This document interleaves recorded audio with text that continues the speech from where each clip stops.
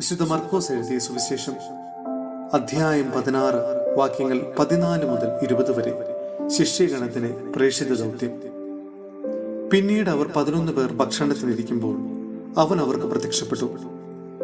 ഉയർപ്പിക്കപ്പെട്ടതിന് ശേഷം തന്നെ കണ്ടവരെ വിശ്വസിക്കാത്തത് നിമിത്തം അവരുടെ വിശ്വാസരാഹിത്യത്തെയും ഹൃദയകാഠിന്യത്തെയും അവൻ കുറ്റപ്പെടുത്തി.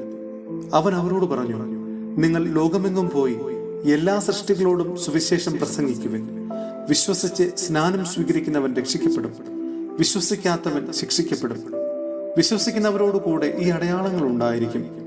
അവർ എൻ്റെ നാമത്തിൽ പിശാചുക്കളെ ബഹിഷ്കരിക്കും, പുതിയ ഭാഷകൾ സംസാരിക്കും, അവർ സർപ്പങ്ങളെ കയ്യിലെടുക്കും, മാരകമായ എന്തു കുടിച്ചാലും അത് അവരെ ഉപദ്രവിക്കുകയില്ല. അവർ രോഗികളുടെ മേൽ കൈകൾ വയ്ക്കും, അവർ സുഖം പ്രാപിക്കുകയും ചെയ്യും. കർത്താവായ യേശു അവരോട് സംസാരിച്ചതിന് ശേഷം സ്വർഗത്തിലേക്ക് സംവഹിക്കപ്പെട്ടു. അവൻ ദൈവത്തിന്റെ വലത്തുഭാഗത്ത് ഉപവിഷ്ടനായി. അവർ എല്ലായിടത്തും പോയി പ്രസംഗിച്ചു. കർത്താവ് അവരോടുകൂടെ പ്രവർത്തിക്കുകയും അടയാളങ്ങൾ കൊണ്ട് വചനം സ്ഥിരീകരിക്കുകയും ചെയ്തിരുന്നു. സഹോദരരെ, വിശുദ്ധ പൗലോസ്ലീഹ ഫിലിപ്പിയായിലെ സഭയ്ക്ക് എഴുതിയ ലേഖനം അധ്യായം 2 വാക്യങ്ങൾ 1 മുതൽ 11 വരെ.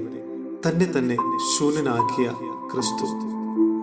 ആകയാൽ ക്രിസ്തുവിൽ എന്തെങ്കിലും ആശ്വാസമോ സ്നേഹത്തിൽ നിന്നുള്ള സാന്ത്വനമോ ആത്മാവിലുള്ള കൂട്ടായ്മയോ എന്തെങ്കിലും കാരുണ്യമോ അനുകമ്പയോ ഉണ്ടെങ്കിൽ നിങ്ങൾ ഒരേ കാര്യങ്ങൾ ചിന്തിച്ചുകൊണ്ട് ഒരേ സ്നേഹത്തിൽ വർത്തിച്ച് ഒരേ ആത്മാവും ഒരേ അഭിപ്രായമുള്ളവരായി എന്റെ സന്തോഷം പൂർണ്ണമാക്കുക. മാത്സര്യമോ വ്യർത്ഥാഭിമാനമോ മൂലം നിങ്ങളൊന്നും ചെയ്യരുത്. മറിച്ച് ഓരോരുത്തരും താഴ്മയോടെ മറ്റുള്ളവരെ തങ്ങളെക്കാൾ ശ്രേഷ്ഠരായി കരുതണം.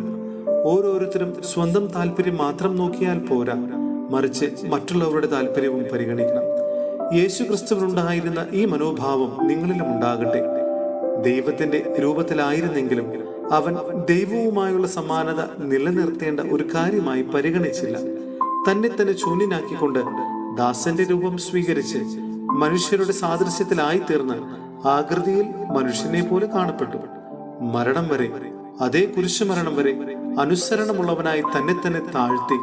ആകയാൽ ദൈവം അവനെ അത്യധികം ഉയർത്തി എല്ലാ നാമങ്ങൾക്കും ഉപരിയായി നാമം നൽകുകയും ചെയ്തു. ഇത് യേശുവിന്റെ നാമത്തിന് മുമ്പിൽ സ്വർഗത്തിലും ഭൂമിയിലും പാതാളത്തിലുമുള്ള സകലരും മുട്ടുകൾ മടക്കുന്നതിനും യേശു ക്രിസ്തു കർത്താവാണെന്ന് പിതാവായ ദൈവത്തിന്റെ മഹത്വത്തിനായി എല്ലാ നാവുകളും ഏറ്റുപറയുന്നതിനും വേണ്ടിയാണ്.